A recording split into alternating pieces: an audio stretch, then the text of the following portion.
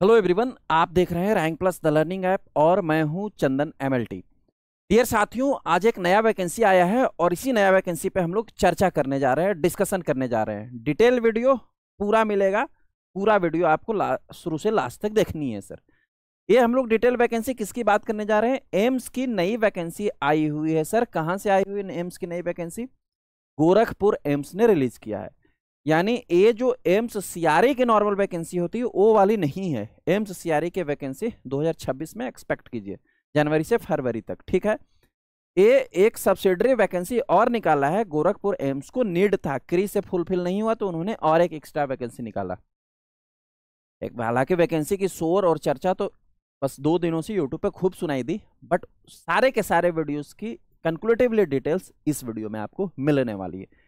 किस पोस्ट पे वैकेंसी है, हमारे लिए कौन सी वैकेंसी है, एजुकेशन क्वालिफिकेशन क्या होगा, अप्लाई कैसे करना है फॉर्म, एग्जाम कैसे होगा सर, एग्जाम का पैटर्न क्या होगा, क्वेश्चन किस टाइप से पूछे जाएंगे, क्या पैटर्न ऑफ फॉलो होगा, एग्जाम डेट एक्सपेक्टेड कब होगा, ये सारे डिटेल्स जो है आज के वीडियो में हम चर्चा करेंगे। तो एक एक करके स्टार्ट करते हैं। लेकिन हमारी सर एक अलग कैरेक्टर है। क्या कैरेक्टर है रैंक प्लस की कि जो भी वैकेंसी आता है हम पहले उसको वेरीफाई करते हैं सीधा वेबसाइट पे जा करके। तो पहले हम वही काम करते हैं। सीधा सा आपको गूगल क्रोम ओपन करना है बच्चों, और गूगल क्रोम ओपन करके यहाँ पर आपको सिंपली सा सर्च करना है।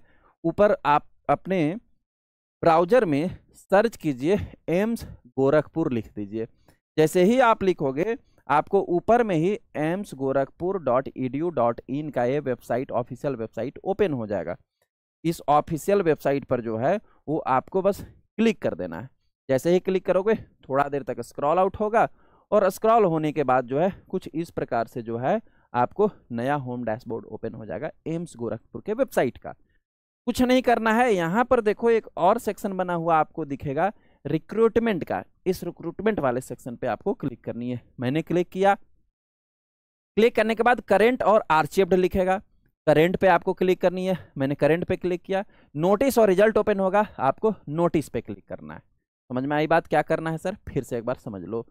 रिक्रूटमेंट पे जानी है, करेंट पे जानी है, फिर नोटिस पे क्लिक करनी है। जैसे ही अपन नोटिस पे क्लिक करेंगे, जैसे ही हम नोटिस पे क्लिक करेंगे सर, नोटिस पे क्लिक करेंगे, एक नया डैशबोर्ड हमें ओपन होगा। हम गए, नोटिस पे क्लिक किए। Just a second.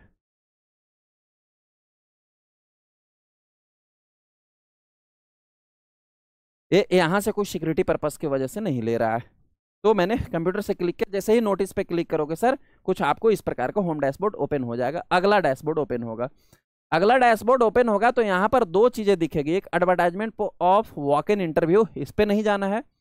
दूसरे नंबर पे लिखा हुआ है, मैं इसको थोड़ा जूम करता हूँ ताकि आपको अच्छे से दिखे, advertisement for recruitment to various non faculty post on direct recruitment basis at the AIIMS Gorakhpur.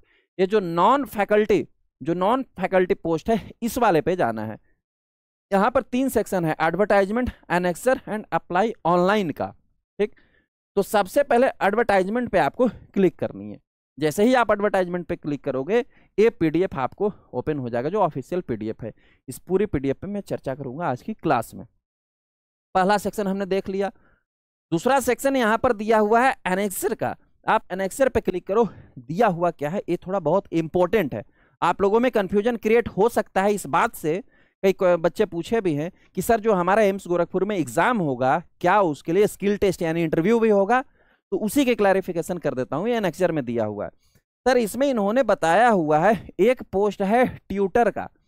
अभी बताऊंगा कि कौन कौन से पोस्ट वैकेंसी, तो आपको पता चल जाएगा। एक पोस्ट है ट्यूटर का। तो जो ट्यूटर पोस्ट पे अप्लाई करेंगे उनका पहले सीबीटी होगा, यानी कंप्यूटर बेस्ड टेस्ट होगा, और फिर इंटरव्यू होगा, फिर सिलेक्शन होगा। ये ट्यूटर के लिए। दूसरा पोस्ट है असिस्टेंट एडमिनिस्ट्रेटिव ऑफिसर का और मेडिकल रिकॉर्ड टेक्नीशियन का। तो वे कैंडिडेट जो इन 2 पोस्ट में अप्लाई करेंगे, एडमिनिस्ट्रेटिव ऑफिसर और मेडिकल रिकॉर्ड टेक्नीशियन, तो उनको पहले सीबीटी कंप्यूटर बेस्ड टेस्ट देना होगा और फिर स्किल टेस्ट देना होगा, यानी फिर इंटरव्यू देना होगा। यानी कि इन 3 पोस्ट के लिए, एक ट्यूटर के लिए, एडमिनिस्ट्रेटिव ऑफिसर के लिए और मेडिकल रिकॉर्ड टेक्नीशियन के लिए, इन तीनों के लिए सीबीटी प्लस इंटरव्यू होगा। अब बच गए बाकी के सारे पोस्ट। जितने सारे भी बाकी के सारे पोस्ट हैं वो सभी के सभी पोस्ट पर जो है, जो रिमेनिंग के पोस्ट हैं वो सभी के सभी पोस्ट का जो है केवल सीबीटी होगा, कंप्यूटर बेस्ड टेस्ट होगा, जिसमें हमारा जूनियर लैबोरेटरी टेक्नीशियन वाला पोस्ट भी इंक्लूड है। चाहे रेडियोथेरेपी हो, चाहे रेडियोलॉजी हो, चाहे ओटी हो, चाहे लैब टेक्नीशियन हो, चाहे फार्मासिस्ट, सबके सीबीटी होंगे। आपके इंटरव्यू नहीं होगा, सीबीटी होगा। सीबीटी में जिनका सिलेक्शन हो जाएगा वो सीधा डॉक्यूमेंट वेरिफिकेशन के लिए उनको मेल आएगा, डॉक्यूमेंट वेरिफिकेशन के लिए जाएंगे। यदि डीबी के पहले चॉइस फिलिंग देता है, एक क्री सीआरई का फॉर्मेट होता था चॉइस फिलिंग का, यहाँ तो सर चॉइस फिलिंग का कोई फॉर्मेट है नहीं, क्योंकि एक ही एम्स में सिलेक्शन होना, गोरखपुर में ही जानी है। ठीक है, जिनका भी सिलेक्शन होगा नौकरी एम्स गोरखपुर में ही होगा, कहीं और ट्रांसफर नहीं होगा, क्योंकि सीआरई के थ्रू नहीं ये सिलेक्शन हो रहा है ना, तो इस बात को याद रखेंगे। तो इसमें चॉइस फिलिंग नहीं होगा, सीबीटी के बाद सिलेक्शन हुआ, कट ऑफ जारी होगा, जारी होने के बाद सीधा डॉक्यूमेंट वेरिफिकेशन और सीधा सिलेक्शन, सीधा नौकरी, पेमेंट स्टार्ट करो। समझ गए सर? दूसरा कॉलम भी हम समझ गए सर। अब आते हैं तीसरा कॉलम पे। तीसरा कॉलम दिया हुआ है अप्लाई ऑनलाइन का। इसमें हम ऑनलाइन कैसे अप्लाई कर सकते हैं, फॉर्म उसका दिया हुआ है। फॉर्म जैसे ही ऑनलाइन पे आप क्लिक करोगे नया डैशबोर्ड ओपन होगा, इसमें कुछ डिटेल्स दिया हुआ है। डिटेल्स को भी थोड़ा हम जूम करके आपको दिखाना चाहेंगे। डिटेल्स में दिया हुआ that is commencement of online registration of application, यानी ऑनलाइन फॉर्म भरना है। 1 नवंबर 2025 से स्टार्ट होगा और 30 नवंबर 2025 तक आप फॉर्म भर सकते हो। एडिटिंग का जो एप्लीकेशन को एडिट कर सकते हो वो भी 30/11 तक ही कर सकते हो, इसके बाद नहीं कर सकते हो। लास्ट डेट प्रिंटिंग, आप अपने एप्लीकेशन की लास्ट डेट प्रिंट करने का जो है वो 15 दिसंबर तक भी कर सकते हो। लेकिन क्यों 15 दिसंबर तक जाना, हम जिस दिन फॉर्म भरेंगे उसी दिन प्रिंट ले लेंगे ना, काहे के लिए उतना वेट करनी है ना। और ऑनलाइन पेमेंट जो है आप 1/11 से 30/11 तक कर सकते हो, यानी फॉर्म ऑनलाइन जो है 1 नवंबर से स्टार्ट होगा, 30 नवंबर 2025 को लास्ट होगा। सारे काम आपको 1 नवंबर 2025 से 30 नवंबर 2025 के बीच में कर लेनी है, कोई दिक्कत परेशानी नहीं। अब बोलोगे सर ऑनलाइन फॉर्म भरना कैसे है, जब हम नए यूजर्स हैं, होप्स आप में से कई सारे जो होंगे इसके लिए नए यूजर्स होंगे। मैं भी देखना सीआरई का अगर ले रहा होगा लॉगिन क्रेडेंशियल तो सीआरई वाला लॉगिन करके देखना, मैं भी अगर लॉगिन ले लगा तो उससे भी आप अप्लाई कर सकते हो। लेकिन मुझे लगता है कि मोस्ट ऑफ नए होंगे, तो सिंपल से यहाँ click here for new registration पे क्लिक करना है। जैसे ही न्यू रजिस्ट्रेशन पे क्लिक करोगे डैशबोर्ड ओपन होगा, यहाँ सारी डिटेल्स आप भरते जाओ और इधर में जो है जैसे ही आप सारी डिटेल भरोगे, सेव नेक्स्ट करोगे, फिर अगले पेज पर जाओगे, फिर अगले अगले अगले इस तरीके से, तो लास्ट में आप पेमेंट करो, आपका हो जाएगा सर रजिस्ट्रेशन। रजिस्ट्रेशन हो जाने के बाद जो है, रजिस्ट्रेशन हो जाने के बाद जो है sir, basic information, photo signature, details, preview, uploads and payments, ये करना है।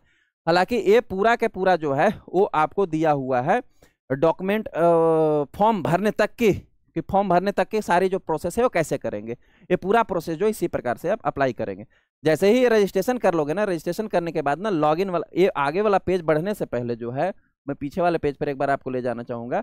आपको लॉगिन के लिए देगा, जैसे ही आप रजिस्ट्रेशन करोगे लॉगिन करोगे, लॉगिन करने के बाद जो आगे के सारे जो स्टेप्स दिख रहे थे ना आपको, वो आपको होगा फॉलो ऑन करना है, कि हमें सिग्नेचर कैसे अपलोड करना है, डॉक्यूमेंट कैसे अपलोड करना है। 3 से 4 स्टेप्स में जो है पूरी की पूरी फॉर्म फिल हो जाएगी। आगे के हम वीडियोस में और इसकी चर्चा डिटेल में भी करेंगे, डोंट वरी। बट फॉर्म आपको यहीं से भरना है, ठीक है सर, और कहीं से नहीं। होप सो आप में से कई लोगों ने फॉर्म भर भी लिया होगा। ये थी सर बेसिक जानकारी, यानी ये वैकेंसी की डिटेल जो है यहाँ पर अवेलेबल है वेबसाइट पर, मतलब ये रियल है। अब रियल है तो और भी डिटेल्स किधर है, उन और डिटेल्स पर हम लोग जो है वो बात करेंगे थोड़ी देर में। थोड़ी देर में क्यों, क्योंकि अब हम फाइल को ओपन कर लेते हैं सर। सबसे फर्स्ट वन वैकेंसी हमारी कहाँ से आई हुई थी बच्चों, वैकेंसी आई हुई थी sir all India institute of medical science Gorakhpur, Gorakhpur से वैकेंसी आया है। वैकेंसी नंबर हमें याद रखना है सर, कितना है, रेफरेंस नंबर एम्स/गोरख GKP गोरखपुर/रिक्रूटमेंट/नॉन फैकल्टी 2025/26/324 सॉरी 314, ये आपको वैकेंसी नंबर है, याद रखना है। 1 नवंबर 2025 को रिलीज हुआ है, यहाँ से फॉर्म भरना स्टार्ट हो गया है, ठीक है सर। नॉन फैकल्टी पोस्ट पे है, ये तो मैंने आपको बता ही दिया। कौन कौन से पोस्ट पे है वैकेंसी और कितना नंबर ऑफ पोस्ट हैं, हालांकि शोर तो इतना लोग मचा रखे हैं जैसे एकदम बिल्कुल ब्लंडर सी आ गई है, लेकिन हाँ हालांकि हम लोगों को लैब टेक्नीशियन के लिए तो ब्लंडर है, इसमें लॉट ऑफ पोस्ट हैं लैब टेक्नीशियन के लिए, तो हमारे लिए तो है सर एक्स्ट्रा पोस्ट। मैं थोड़ा बात कर लूंगा, जैसे देखो ट्यूटर की वैकेंसी है, असिस्टेंट एडमिनिस्ट्रेटर ऑफिसर की है, जूनियर अकाउंट ऑफिसर की है सर, स्टोर कीपर की है, 4th नंबर पे स्टोर कीपर की है, जूनियर फिजियोथेरेपिस्ट है, टेक्निकल असिस्टेंट ईएनटी की वैकेंसी है, ऑप्टोमेट्रिस्ट की वैकेंसी है, टेक्नीशियन रेडियोलॉजी की वैकेंसी है, टेक्नीशियन रेडियोग्राफी की वैकेंसी है, ऑपरेशन थिएटर असिस्टेंट यानी ओटी असिस्टेंट की है, और सर 11 नंबर पे दिया है जूनियर मेडिकल लैब टेक्नोलॉजिस्ट, जो हमारी वैकेंसी है। किस ग्रुप में आएगी सर? ग्रुप सी की हमारी वैकेंसी है। ठीक है, लेवल कौन सा होगा सर? लेवल 5 होगा। एससी के लिए इसमें 5 पोस्ट है सर, देन एसटी के लिए इसमें 3 पोस्ट दिया गया है सर, देन ओबीसी के लिए 10 पोस्ट दिया गया है सर, ईडब्ल्यूएस के लिए 3 पोस्ट दिया गया है सर, और अनरिजर्व के लिए 19 पोस्ट दिया गया है, 19 पोस्ट दिया गया है। टोटल जो है इसमें 40 ऑफ पोस्ट दिया गया है, जिसमें एक पीडब्ल्यूडी के लिए रिजर्व्ड होगा, फिजिकली हैंडीकैप्ड जो होंगे उनके लिए, डिसेबल्ड होंगे उनके लिए। यानी एक सिंगल एम्स में 40 पोस्ट पे वैकेंसी है, बढ़िया माना जाएगा, अच्छा वैकेंसी माना जाएगा। बस अब तैयारी आपको करनी है सिलेक्शन लेने के लिए। समझ में आ गई सर? नेक्स्ट जो वैकेंसी की डिटेल्स है, फार्मासिस्ट की वैकेंसी है सर, देन इसमें मेडिकल रिकॉर्ड टेक्नीशियन की वैकेंसी है sir, as well as mortuary attendant की वैकेंसी है सर। फार्मासिस्ट की वैकेंसी कितने पोस्ट पे है सर? ये सब थोड़े लिमिटेड वैकेंसी है, एक पोस्ट पे वगैरह वगैरह ऐसे वैकेंसी है। हमारी सबसे बड़ी वैकेंसी है। अब हम बात करते हैं अपनी वाली वैकेंसी पे, आगे प्रोसीड करते हैं। यहाँ तक कोई दिक्कत परेशानी नहीं होनी चाहिए, क्रिस्टल क्लियर, एक एक कंफ्यूजन आपका होगा। पूरी वीडियो बस आप शांति से देखो, ठीक है? Okay sir. अब आते हैं हम एजुकेशनल क्वालिफिकेशन पर कि सर हमने अपने से कई सारे लोगों को, हमारे दोस्तों को, हमारे सहपाठी को, हमारे बंधुओं को, हमारे मित्रों को एक कन्फ्यूजन होता है कि डीएमएलटी किया है, वोकेशनल किया है, बीएमएलएस किया है, अप्लाई करे नहीं करे, एक्सपीरियंस है, क्या करे? अभी तुरंत क्लियर कर देता हूँ, बस इस वाला क्लाउज देखो आप। इन्होंने जो है जूनियर मेडिकल लैब टेक्नोलॉजिस्ट के लिए जो है इन्होंने दिया हुआ एजुकेशन क्वालिफिकेशन कि पे स्केल लेवल 5 होगा, एज पर 7th CPC आपको मिलेगा। ठीक है, इसेंशियल क्वालिफिकेशन क्या है सर? 10+2 होना चाहिए साइंस सब्जेक्ट से। तो आप कान खोल के सुन ले कि वे बच्चे जिन्होंने 10+2 साइंस से नहीं किया है, साइंस में भी कौन सा सर? साइंस में भी आपने 10+2 जो है वो PCB से होनी चाहिए, फिजिक्स केमिस्ट्री बायोलॉजी से होनी चाहिए या बायोटेक्नोलॉजी से होनी चाहिए। अगर आपने मैथ से भी किया होगा नहीं अप्लाई कर सकते हो, आपने आर्ट्स से भी किया होगा नहीं, कॉमर्स से किया होगा नहीं कर सकते हो, और 10th के बाद डायरेक्ट डीएमएलटी किया होगा वे भी नहीं कर सकते हैं। हाँ डीएमएलटी की भी मैं बात कर रहा हूँ, बीएमएलटी पर भी आता हूँ। तो पहला क्वालिफिकेशन है कि 10+2 होना चाहिए साइंस से, उसमें भी बायोलॉजी या बायोटेक्नोलॉजी से, पहला क्वालिफिकेशन। इसके साथ 10+2 के बाद आपकी जो है 2 इयर्स की रेगुलर डिप्लोमा होना चाहिए मेडिकल लैबोरेटरी टेक्नोलॉजी में। रेगुलर डिप्लोमा का मतलब है कि जो डिस्टेंस से किए होंगे, इग्नू से किए होंगे, वे भी अप्लाई नहीं कर सकते हैं। कोई जो है 1 ईयर के प्रोग्रामिंग कोर्स किए होंगे वो भी नहीं कर सकते हैं। जो रेगुलर डिप्लोमा 2 साल के किए होंगे केवल वही अप्लाई कर सकते हो। ठीक है सर, यहाँ तक क्लियर हो गया? तो अब इसके साथ साथ ये पहला हो गया। दूसरा क्वालिफिकेशन क्या है सर? DMLT होना चाहिए, वो भी 2 इयर्स वाली, ठीक है, जो कि रेगुलर वाली होती है, राइट। थर्ड वन इसमें क्या मांगा हुआ है सर? इसके साथ साथ जो है ये गवर्नमेंट रिकॉग्नाइज्ड यूनिवर्सिटी या इंस्टीट्यूट से होना चाहिए, मतलब आप रजिस्टर्ड होंगे, जाहिर सी बात है। इसके साथ आपको 1 ईयर रिलेवेंट एक्सपीरियंस चाहिए लैबोरेटरी की। कैसे लैबोरेटरी की? वैसा लैबोरेटरी जो मिनिमम 100 बेडेड हॉस्पिटल में होगा। मैं हमेशा कहता हूँ फ्रेशर लोगों को मिनिमम 100 बेडेड से कहीं काम ही मत करो। इसके नीचे आपको एक्सपीरियंस चाहिए सर। क्या चाहिए? एक्सपीरियंस चाहिए। एक्सपीरियंस कितना सर? मिनिमम 100 बेडेड हॉस्पिटल होनी ही होनी चाहिए, वो भी कितना? 1 ईयर की होनी चाहिए। अब कुछ बच्चों के कंफ्यूजन ये है, मेरे पास कुछ क्वेरीज भी आए थे जो टीम ने मुझे दिखाया कि कुछ ऐसे बच्चे हैं जिनको सर 11 महीना हो गया है जॉब करते, 1 महीना कम पड़ रहा है। उनको कंफ्यूजन था कि सर हम अप्लाई करें कि नहीं करें। ये सब मेरा ठीक है, बस यहाँ 11 महीना हो रहा है। तो ये सर एक डॉक्यूमेंट कहता है कि आप नहीं कर सकते हो। डॉक्यूमेंट में आगे मैं दिखाऊंगा कि सारे आपकी कट ऑफ डेट जो है वो 30 नवंबर 2025 है। आगे मैं दिखाऊंगा इस डॉक्यूमेंट में, मतलब 30 नवंबर 2025 तक आपका 1 ईयर कंप्लीट हो जाना चाहिए। अगर नहीं हो रहा है तो आप अप्लाई नहीं कर सकते हो।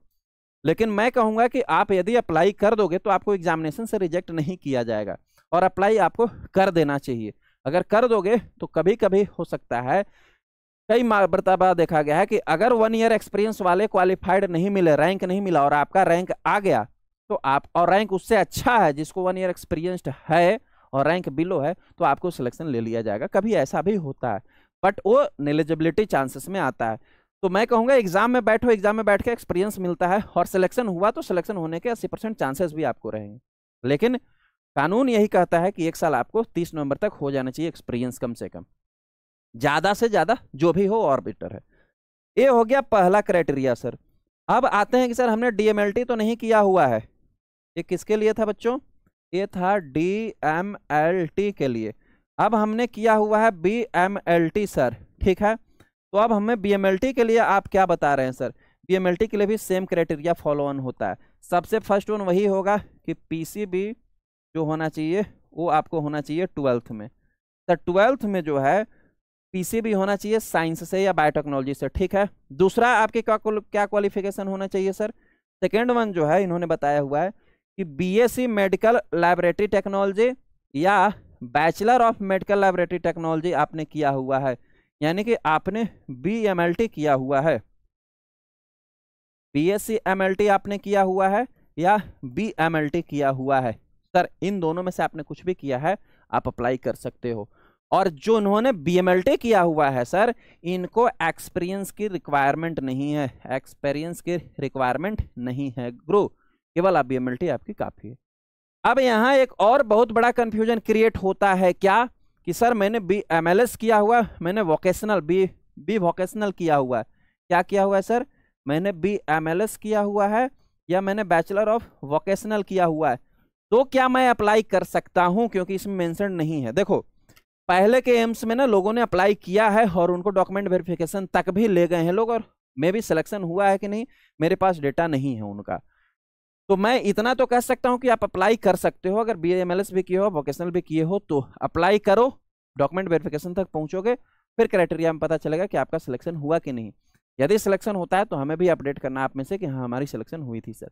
लेकिन जितना चांसेस है हटाया नहीं जाएगा, क्योंकि सिमिलर ही कोर्स है ना, तो हटाया नहीं जाएगा। सिलेक्शन में अगर आपका रैंक आएगा तो मुझे लगता है कि आपको भी अपॉर्चुनिटी मिलेगी, तो आप भी अप्लाई कर सकते हो अकॉर्डिंग टू माई एक्सपीरियंस, ठीक है। हालांकि इसमें डॉक्यूमेंट में नहीं मेंशन है। अब आते हैं एज क्राइटेरिया पे। सर एज कितना है? 18 से लेकर 27 साल आपकी होनी चाहिए, लेकिन एज रिलैक्सेशन भी दिया गया है कैटेगरी वाइज। कितना दिया गया है अभी आगे हम बात कर लेंगे। ये होप सो एजुकेशन क्वालिफिकेशन आपकी बिल्कुल क्रिस्टल क्लियर हो चुका होगा, इसमें कोई कंफ्यूजन नहीं बचा होगा। आगे हमें क्या जानना है सर इसके बारे में? अब हमें जानना है कि फॉर्म कब से कब तक अप्लाई होगा सर? 1/11 से 30/11 तक अप्लाई होगा, ये तो हम सभी जानते हैं सर। फॉर्म अप्लाई करने के लिए जो आपको वेबसाइट मैंने दिखाया उसी वेबसाइट पर जाना है और फॉर्म को आपको अप्लाई करना है। फॉर्म अप्लाई करने के लिए फी कितना लगेगा सर? अगर आप अनरिजर्व कैटेगरी से हैं या और ओबीसी कैटेगरी से हैं, अनरिजर्व और ओबीसी कैटेगरी को जो है 1500 रुपया जो है फॉर्म फी है, प्लस उसमें जीएसटी लगेगा 1800 और टोटल हो जाएगा 1770 रुपया, यानी ओबीसी और अनरिजर्व को 1770 रुपया लगेंगे। यदि आप SC ST या EWS से बिलोंग्स करते हैं तो आपको 1200 रुपया फॉर्म फी है, उसमें जीएसटी लगेगा और जीएसटी लग के टोटल हो जाएगा 1416 रुपया, यानी आपको 1416 रुपया लगेगा। यदि आप पीडब्ल्यूडी से हैं तो आपको एग्जाम्प्टेड दिया गया है, पीडब्ल्यूडी को फॉर्म फी नहीं लगेगा। ये था इसका फॉर्म फी, ठीक है। थोड़ा फॉर्म फी लगता है, ठीक है, एम्स में। और आप में से कई सारे ऐसे बच्चे जो हैं इसको ना एकदम नेगेटिव ले जाते हैं कि सर 1700 रुपया 2000 रुपया फॉर्म फी ले लिया। मैं एक बात आपको कहना चाहूंगा बच्चों कि जब तक आपका सिलेक्शन नहीं हुआ है, ठीक है, जब तक आपका सिलेक्शन नहीं हुआ है और आप जितने पैसा खर्च करते हो, चाहे फॉर्म भरने पे करते हो, एग्जाम देने के लिए ट्रैवलिंग एक्सपेंस आता है, कोई कोचिंग ज्वाइन करते हो पढ़ने के लिए वहां की फी आती है, आपने कोर्स करने के लिए जो फी दिया हुआ था, ये सब जो है, इन सब को जो है आपको इन्वेस्टमेंट कंसिडर करना है। क्या करना है? इन्वेस्टमेंट। सर एक बात मेरी लाइन आप बच्चों याद रखना, without investment you can't be earn anything. आप बिजनेस करने जाते हो तब भी आपको इन्वेस्टमेंट करना पड़ता है। लोग कहते हैं ना कि फ्री में क्यों नहीं क्लासेस मिल रहा है, फ्री में ही पढ़ लेते हैं। Without investment you can't get it anything any more. आप जो समय दे रहे हो पढ़ने के लिए ना, सपोज दैट आपने कहीं क्लास नहीं ज्वाइन किया, खुद से पढ़ रहे हो, समय दे रहे हो ना, उस समय भी इन्वेस्टमेंट है। तो जब तक आप इन्वेस्ट नहीं करोगे तब तक आप गेट इट बैक नहीं कर सकते, मतलब वापस आप ले नहीं सकते। तो आप यही कंसिडर करके चलो कि जो हमें फॉर्म फी दे रहे हैं वो इन्वेस्टमेंट है मेरा, जिस दिन सेलेक्ट हो गए सब सूद ब्याज समेत ले लेंगे वापस। हाँ जी सर, गॉट इट। आगे बढ़ते हैं। अब हम लोग आते हैं थोड़ा सा कि एग्जाम किस पैटर्न पर होगा, है ना, इतना सा बात क्लियर हो गया। एग्जाम पैटर्न जो है वो सिंपल है सर। पहले निगेटिव मार्किंग पे हम बात करते हैं, पैटर्न पर भी बात करूंगा कि निगेटिव मार्किंग होगी कि नहीं। बिल्कुल आपको निगेटिव मार्किंग होगी सर। निगेटिव मार्किंग कितना होगा गुरु? निगेटिव मार्किंग 1/4 मार्क्स होंगे, यानी 1/4 मार्क्स जो है वो कट जाएगा। एक क्वेश्चन के लिए जो है वो 4 ऑप्शन आपको मिलेंगे, जो कि हमेशा ही मिलते हैं। अब थोड़ा सा कंफ्यूजन आपको एग्जाम के पैटर्न में भी हो सकता है। जैसे मैंने शुरू में बताया था कि स्किल टेस्ट पे कंफ्यूजन हो सकता है, वैसे एग्जाम के पैटर्न पे। हालांकि हमारे एग्जाम पैटर्न बिल्कुल क्लियर है, केवल 3 पोस्ट के लिए। कौन कौन से पोस्ट के लिए सर? मॉर्चुरिटी अटेंडेंट, ट्यूटर और क्लिनिकल इंस्ट्रक्टर। इनके लिए थोड़े एग्जाम पैटर्न अलग हैं, वो यहाँ मेंशन्ड है, आप पीडीएफ में भी देख सकते हो। ये पीडीएफ आप एम्स की वेबसाइट से भी डाउनलोड कर सकते हो, हमारे rank plus the learning app पर भी मिल जाएगा, रैंक प्लस ऑफिशियल वेबसाइट पर भी मिल जाएगा, कहीं से भी आप डाउनलोड कर सकते हो। इस वीडियो के डिस्क्रिप्शन में भी ये पीडीएफ मिल जाएगा। अब हमारा जो आता है सिलेबस, हमारा मतलब लैब के सिलेबस कह लो, रेडियोलॉजी के कह लो, फार्मासिस्ट के कह लो, ओटी के कह लो, सबके सेम पैटर्न पे। सेम पैटर्न मतलब एक पैटर्न पे है। क्या पैटर्न होगा सर? उस पैटर्न को समझिए। 2 टेक्निकल और नॉन टेक्निकल के एग्जाम होंगे। सबसे फर्स्ट वन आपको जनरल एप्टीट्यूड से क्वेश्चन पूछा जाएगा। इसमें जनरल नॉलेज होगा और कंप्यूटर बेस्ड नॉलेज होंगे। इसमें आपको जीएस भी हो सकता है, जनरल साइंस भी हो सकता है, इंग्लिश भी हो सकता है, हिंदी भी हो सकता है, कंप्यूटर भी हो सकता है, मैथ भी हो सकता है। जनरल एप्टीट्यूड में यही मेंशन होते हैं सर। इसमें 20 क्वेश्चन आपको पूछे जाएंगे। एक क्वेश्चन 4 मार्क्स का होगा, यानी इसको 4 से मल्टीप्लाई कर दो तो टोटल मार्क्स हो जाते हैं 20 चौका 80। ठीक, अब कितना हो गया? 20 question. Remaining 80 question, total question जो है आपको 100 क्वेश्चन का एग्जाम होगा। 80 क्वेश्चन 80 क्वेश्चन जो है वो आपको डोमेन नॉलेज से पूछे जाएंगे। मतलब कि इन्होंने बीएमएलटी किया हो तो बीएमएलटी से क्वेश्चन आने हैं लेबोरेटरी के लिए, है ना। बीएमएलटी डीएमएलटी कंबाइंड सिलेबस से आने हैं। अगर फार्मासिस्ट किया हो तो फार्मेसी से आने हैं 80 क्वेश्चन। ठीक है, ओटी किया हो तो ओटी से आने हैं। मतलब कि आपके रिलेवेंट सब्जेक्ट से 80 क्वेश्चन पूछे जाएंगे। ये 80 क्वेश्चन भी कैसे होंगे सर? ये 80 क्वेश्चन भी जो है वो 4 मार्क्स कैरी करेंगे, तो मल्टीप्लाई कर दो 4 से, 8 चौका 32 हो गया 320 मार्क्स। अब 320 marks technical, 80 marks non technical, total marks आपके हो गए 400, यानी 400 मार्क्स की आपकी एग्जाम होगी। इनमें 1/4 जो है नेगेटिव मार्किंग भी होगी। Got it sir? एग्जाम की मीडियम जो है ओनली इंग्लिश होगी, यानी कि क्वेश्चन केवल इंग्लिश में पूछा जाएगा। तभी मैं आपको बोलता हूँ कि जब मैं पढ़ा रहा हूँ ना, वो इंग्लिश में क्यों पढ़ा रहा हूँ। अभी जो बीएमएलएस जो लॉन्च हुआ, नया रजिस्ट्रेशन काउंसिल जो एनसीएपीआई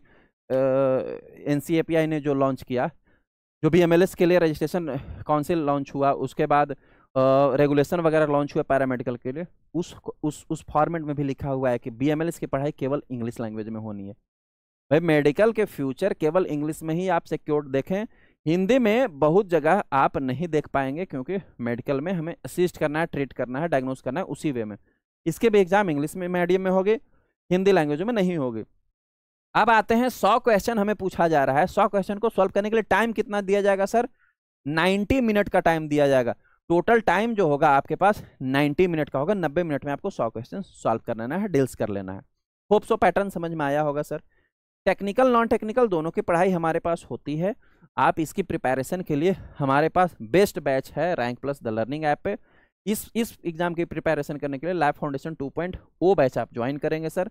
इसके लिए आप rank plus the learning app play store से डाउनलोड करेंगे। क्या आपको डाउनलोड करना है सर? यहाँ हमारे टी शर्ट पर भी लिखा है। आप हमारे कॉन्टैक्ट कंसर्निंग टीम से भी कॉन्टैक्ट कर सकते हो। इस नंबर पे 8235067766 पे आप कॉन्टैक्ट करोगे तो हमारी टीम भी जो है वो आपको गाइड कर देंगे। रैंक प्लस आप सिंपली सर्च करना प्ले स्टोर पर जा करके, या रैंक प्लस ऑफिशियल वेबसाइट है इस पर भी जा करके, और आप इस एग्जाम की तैयारी कर सकते हो इस बैच को ज्वाइन करके। सारे recorded lectures, PDF notes, test series, DPP सारे कुछ इसमें आपको अवेलेबल हैं। तो आप लेक्चर को जैसे ही कोर्स को बाय करोगे और तुरंत आप आज से ही प्रिपरेशन स्टार्ट कर दोगे। अब हम लोग आगे की जानकारी पे आते हैं जो कुछ और इम्पोर्टेंट इस एग्जाम को लेकर है।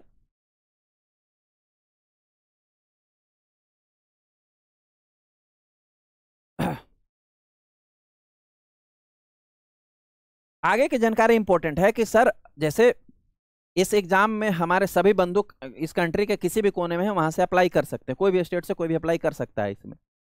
तो सपोज दैट मैं बंगाल से हूँ सर, या मैं साउथ से हूँ सर, तो मैं एग्जाम देने कहाँ जाऊँगा? मेरे यहाँ होम सेंटर मिलेगा या कहीं और? तो होम इसका इसका एग्जाम के लिए केवल 3 सेंटर ही बनेंगे सर। सेंटर होगा एक गोरखपुर, एक होगा लखनऊ, एक होगा एनसीआर दिल्ली। इन तीनों में से किसी सेंटर पर भी आपकी एग्जाम दी जा सकती है। आपको इन्हीं तीनों में से कहीं आपको एग्जाम देने जाना होगा। आपको एग्जाम सेंटर क्लियर हो गया sir? Okay, next one thing आता है कि एप्लीकेशन भरा कैसे जाएगा सर? एप्लीकेशन 3 स्टेप में भरा जाएगा, जो आपको पहले भी मैं चर्चा कर चुका हूं। एप्लीकेशन भरने के लिए उसी वेबसाइट पर जाएंगे। पहले आपको एप्लीकेशन रजिस्ट्रेशन कर लेना है, ठीक है। रजिस्ट्रेशन करने के बाद आपको पेमेंट और फीस सबमिट करना है, और फिर लास्ट में जो डॉक्यूमेंट स्कैन करके अपलोड करना है। डॉक्यूमेंट की सारी डिटेल्स जो है इस पीडीएफ में दिया गया है। ये पीडीएफ आपको प्रोवाइड करा दिया गया है इस वीडियो को डिस्क्रिप्शन में भी, ठीक है। ये स्टेप्स थे फॉर्म भरने के। अब आते हैं एज रिलैक्सेशन पे। मैंने बोला ना 18 से 27, 18 to 27 ईयर एज है। उसमें रिलैक्सेशन कितना दिया जाएगा सर? एससी एसटी को जो है वो 5 साल का रिलैक्सेशन दी गई है। ओबीसी को जो है वो 3 साल का रिलैक्सेशन दिया गया है। पीडब्ल्यूडी को जो है वो 10 ईयर का रिलैक्सेशन दिया गया है। और भी कुछ अगर एक्स सर्विसमैन वगैरह हैं तो उनको भी कुछ रिलैक्सेशन दिया गया है। उसका डिटेल इस वीडियो में इस पीडीएफ में चेक कर लेना आप, ठीक है। अब एक इंपॉर्टेंट बात जो मैं बोल रहा था, आप लोगों के मन में शंका आ रहा होगा, जो मैंने थोड़ी देर पहले बोला कि आपकी सारी एजुकेशन क्वालिफिकेशन हो, एज क्राइटेरिया हो, एक्सपीरियंस क्राइटेरिया हो, सबके सब 30 नवंबर 2025 तक पूरा हो जाना चाहिए। आपके मन में सवाल आ रहा होगा कि कहाँ लिखा है ऐसा? आप बोल सकते हो ना, इसी पीडीएफ में लिखा है। यहाँ पर देखो, कट ऑफ डेट लिखा गया है 30/11/2025। 30th day from the date of publication of the advertisement in employment news रोजगार समाचार to determine eligibility in the terms of age, qualification and experience of the candidate। यानी जो भी कैंडिडेट इस form को भरने जा रहे हैं, उनकी चाहे एज हो, चाहे क्वालिफिकेशन हो, एजुकेशनल क्वालिफिकेशन हो, चाहे एक्सपीरियंस हो, उन कैंडिडेट के ये सारी चीज़ें जो है 30/11 तक फुलफिल हो जाना चाहिए। इसके बाद अगर कंप्लीट हो रही होगी तो वो एलिजिबल नहीं माने जाएंगे। इनका कहने का मतलब यही है, ठीक है सर। होप से ये बात समझ में आया होगा। एंड द लास्ट नहीं, और भी है एक चीज और इसमें मेंशन किया गया जो आपको कंफ्यूजन क्रिएट कर सकता है, वो है that is the NOC, non objection certificate. NOC भी आपको फॉर्म अप्लाई करते समय ही देना है, लेकिन एनओसी सभी को नहीं देना है। एनओसी केवल उन बच्चों को फॉर्म अप्लाई करते समय भरना है, डॉक्यूमेंट सबमिट करना है फॉर्म अप्लाई करते समय ही, और फिर वही एनओसी जो है डॉक्यूमेंट वेरिफिकेशन के समय आपको दिखाना होगा, तभी आपकी सिलेक्शन होगी। एनओसी केवल उन बच्चों को सबमिट करना है जो गवर्नमेंट जॉब कर रहे हैं, चाहे एम्स में ही क्यों ना कर रहे हो।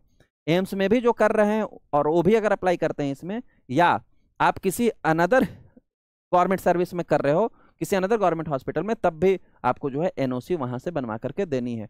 द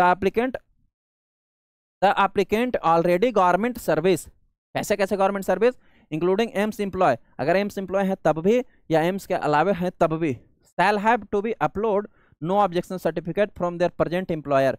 जहां आप काम कर रहे हैं गवर्नमेंट सर्विस में, वहां से आप एनओसी बनवाइए और डॉक्यूमेंट अपलोड कीजिए during the online application. Further it is mandatory to produce the same NOC at the time of the document verification. फिर बाद में आपको यही सेम एनओसी जो है वो एट द डीवी भी देना होगा। अगर दूसरा दीजिएगा तो फिर आप रिजेक्ट हो जाइएगा। ये एनओसी उनको देना है जो गवर्नमेंट में जॉब कर रहे हैं, चाहे एम्स में कर रहे हैं या कोई अनदर गवर्नमेंट हॉस्पिटल में सिलेक्टेड है उनको, ठीक है। और लास्ट में कि सर इसका सीबीटी, अब हम लोग आते हैं कि सर फॉर्म तो भर लेंगे, सर इसका सीबीटी होगा कब, कंप्यूटर बेस्ड टेस्ट होगा क्या, कब? इन्होंने बोला है कि later on only AIIMS Gorakhpur website. जब भी सीबीटी एग्जामिनेशन की डेट आएगी, ये इसी एम्स की वेबसाइट पर जो है आपको नोटिफिकेशन देंगे। जब नोटिफिकेशन आएगी तो हम भी आपको यूट्यूब पर आके, अपने ऐप पर आपके सब जगह नोटिफिकेशन देंगे, ग्रुप में भी सब जगह। लेकिन अब एक मोटा मोटी तौर पर हम एग्जाम्पशन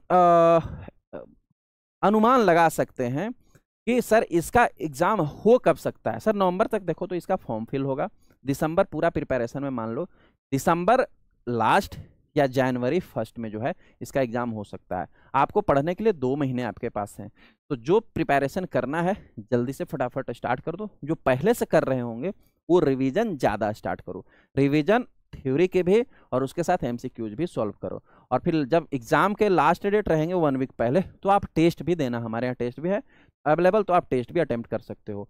कुछ ऐसे बच्चे होंगे जो कहीं और पढ़ रहे होंगे, केवल टेस्ट देना चाहते हैं, तो हमारे यहाँ केवल टेस्ट की भी सुविधा अवेलेबल है, सीलेट करके कॉमन लैब एग्जाम टेस्ट करके, तो सीलेट को जो है वो आप परचेज करके केवल टेस्ट भी दे सकते हो। उसमें वीक में 2 टेस्ट होता है, अब तक तो बहुत सारे टेस्ट हो भी चुके हैं, वेडनेसडे और संडे को उसमें टेस्ट होते हैं। तो ये हमारे पास भी सुविधा अवेलेबल है।